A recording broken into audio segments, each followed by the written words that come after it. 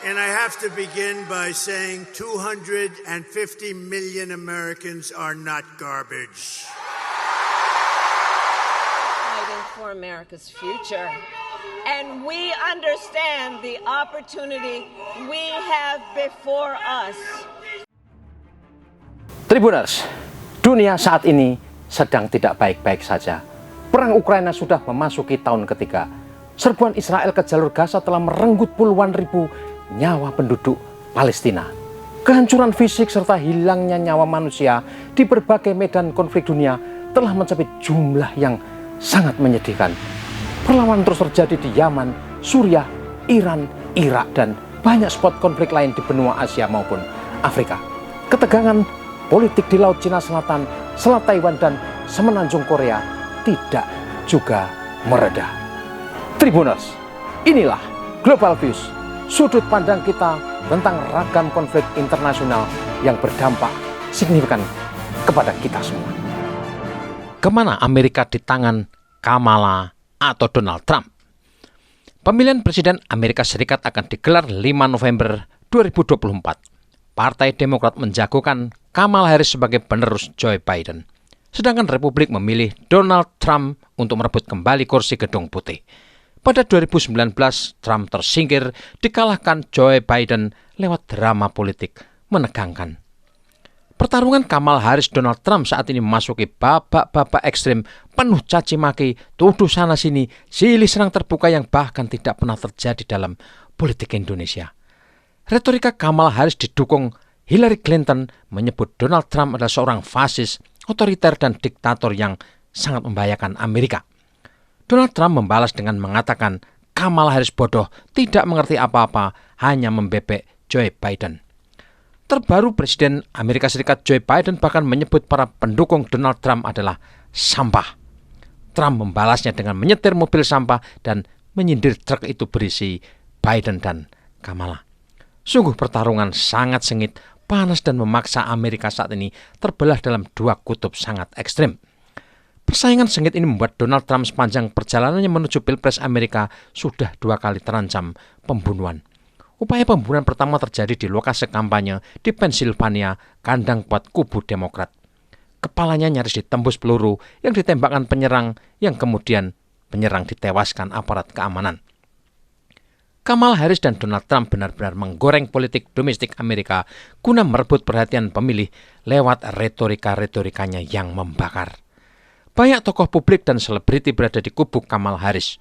Umumnya mereka ini yang cenderung liberalis, penyanjung kebebasan, dan pro-kesetaraan gender, termasuk pro-aborsi, LGBT, dan pernikahan sejenis.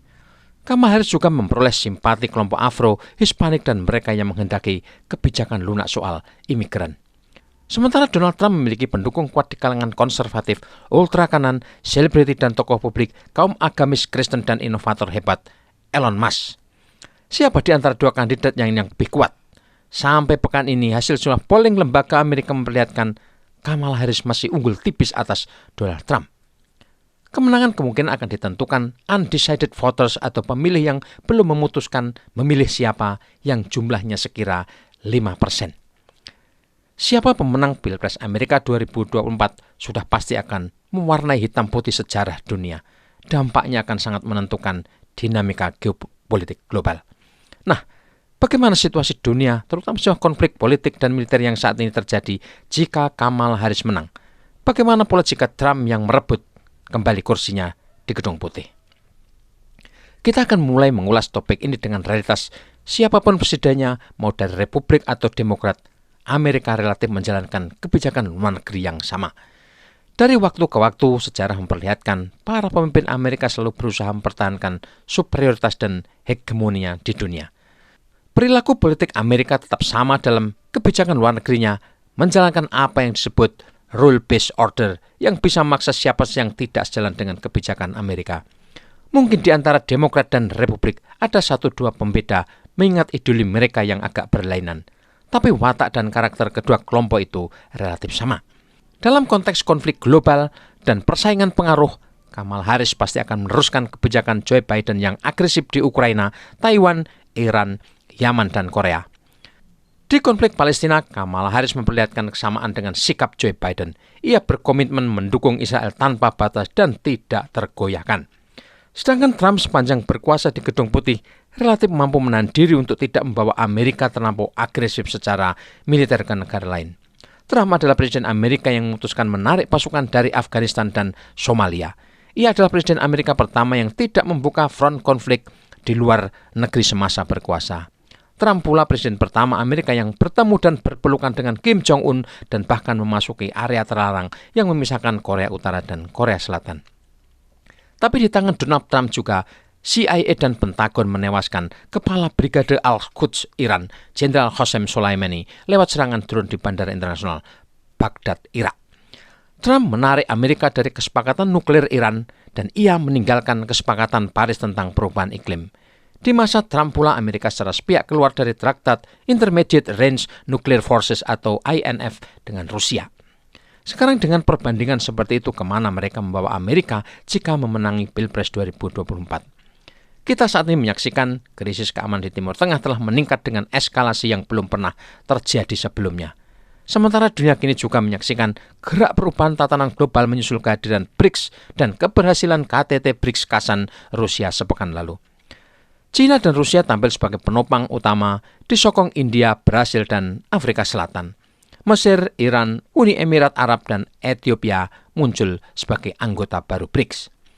Belasan negara dunia timur dan selatan menyatakan diri sebagai negara mitra, termasuk Indonesia sebagai kekuatan baru ekonomi global yang tidak boleh diremehkan. Dengan kekuatan seperti ini, BRICS benar-benar muncul sebagai kutub yang mampu menggoyahkan hegemoni dan superioritas Amerika. Bagaimana Kamala atau Trump akan menghadapi kenyataan geopolitik baru ini akan menarik untuk terus dicermati. Terhadap China, Kamala Harris dan Donald Trump memperlihatkan kebijakan yang hampir tidak dapat dibedakan. Keduanya sama-sama menunjukkan komitmen bipartisan untuk meningkatkan ketegangan dengan Beijing. Mungkin hanya levelnya saja yang membedakan. Brian Berletic, seorang analisis geopolitik dan mantan perwira marinir Amerika Serikat, menyebut Kamala dan Trump sama-sama ingin kesinambungan agenda terhadap China dalam perspektif Washington.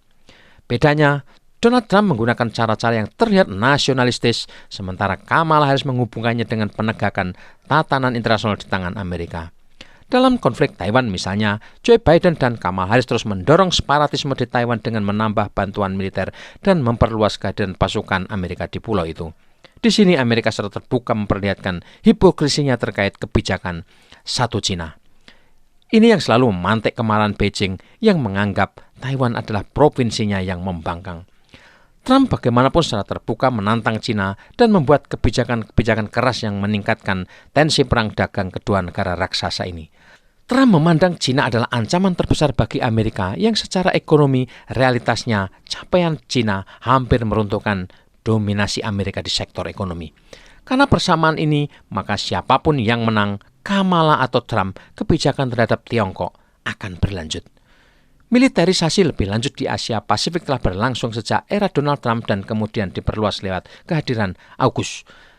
Elijah J. Magnier, seorang koresponden perang veteran dan analisis politik dengan lebih 35 tahun pengalaman meliput Timur Tengah dan Afrika Utara, mengatakan ada banyak kontradiksi di antara Kamala dan Trump, terutama mengenai masalah-masalah yang berkaitan Timur Tengah. Joe Biden maupun Kamala Harris selalu mengatakan ingin gencatan senjata di Gaza dan di Lebanon.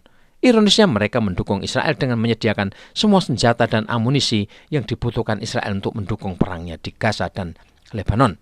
Meski Kamala Harris berlatar jaksa profesional, keputusannya mendukung Israel yang dianggap pelanggar HAM dan melakukan genosida, sikapnya jauh dari liberalisnya menghargai demokrasi dan HAM. Trump dalam beberapa kesempatan memberitahu Netanyahu ia akan mencoba membawa perdamaian ke Timur Tengah dan memerangi antisemitisme jika terpilih. Tetapi Trump juga menegaskan dukungannya yang tidak tergoyahkan pada Israel atas hak membela diri dari serangan musuh. Bahkan Trump mendukung perluasan Israel dan mendorong usaha meruntuhkan Iran yang dianggapnya ancaman terbesar bagi eksistensi Israel di Timur Tengah. Karena itu, jika Kamala atau Trump yang berkuasa di Amerika, konflik Timur Tengah khususnya Israel-Palestina, Israel-Hezbollah, dan Israel-Iran sulit untuk menemukan jalan damai permanen. Konflik Timur Tengah tetap akan menyala-nyala, meninggalkan kehancuran dan petaka kemanusiaan yang tidak bisa dibayangkan lagi. Terlebih negara-negara Teluk atau Jazirah Arab secara umum berusaha menyelamatkan kepentingan masing-masing, mengingat mereka juga punya problem domestik yang berbeda-beda. Kerusakan kepemimpinan Hamas dan Hizbullah setelah tokoh-tokoh utamanya ditewaskan Israel mungkin memberi harapan peredaan permusuhan atau peluang perdamaian. Tapi semua akan tergantung bagaimana Iran menjalankan perlawanan terselubungnya terhadap Israel lewat perang proksi di Suriah, Irak, Lebanon, dan tentu saja Yaman. Di Eropa Timur, Donald Trump mungkin akan lebih lugas menampilkan diri sebagai orang yang ingin menghentikan perang Rusia-Ukraina. Khusus dalam konteks ini, Trump memilih opsi sangat berbeda dengan kebijakan Joe Biden dan Kamala Harris yang didukung Partai Demokrat. Trump melihat Rusia bukan musuh dan ancaman besar bagi Amerika sebagaimana pandangannya tentang Tiongkok. Karena itu, ia menjamin akan lebih mudah berbicara dengan Presiden Rusia, Vladimir Putin, dan menghentikan perang yang sudah menghancurkan Ukraina. Jika Trump menang dan pendekatan ini dijalankan, maka tentu saja Trump harus berhadapan dengan agenda NATO dan sejumlah negara Eropa yang sangat memusuhi Rusia. Trump juga harus melawan elit Ukraina yang sejak awal perang berusaha keras merebut dukungan Uni Eropa dan NATO. Sederhananya, dalam konteks perang Rusia-Ukraina, jika Kamala Harris yang menang, situasi tidak akan banyak berubah. Peperangan juga akan terus berlanjut. Sebaliknya jika Trump yang menang, maka perang Rusia-Ukraina mungkin akan berhenti. Ukraina akan dipaksa menerima pengakhiran konflik dengan resiko kehilangan sebagian teritorialnya. Volodymyr Zelensky dan para pendukungnya kemungkinan akan lengser lewat pemilu yang sudah ditunda-tunda. Tribuners, BRICS dimulai dari KTT ke-16 BRICS di Kazan Republik Tatarstan Rusia telah hadir sebagai kekuatan baru yang berusaha menyeimbangkan Barat dengan Timur dan Selatan. Forum yang bekerja keras mewujudkan tatanan global yang multipolar atau multilateral mengubah dunia unipolar yang selama ini dikendalikan Amerika dan sekutu baratnya. Kamala Harris dan Donald Trump sama-sama dihadapkan pada realitas baru ini termasuk dedolarisasi dalam urusan transaksi perdagangan global. Perubahan sistem transaksi global rancangan BRICS ini memberi kesetaraan, keadilan, dan kemanfaatan bagi para anggotanya. Sebagian warga dunia mungkin menunggu siapa yang terkuat di Amerika, Kamala Harris atau Donald Trump. Tapi BRICS yang dipimpin kolektif oleh China, Rusia, dan 7 anggota lainnya terus melangkah maju, tidak peduli Gedung Putih akan dipimpin oleh siapa.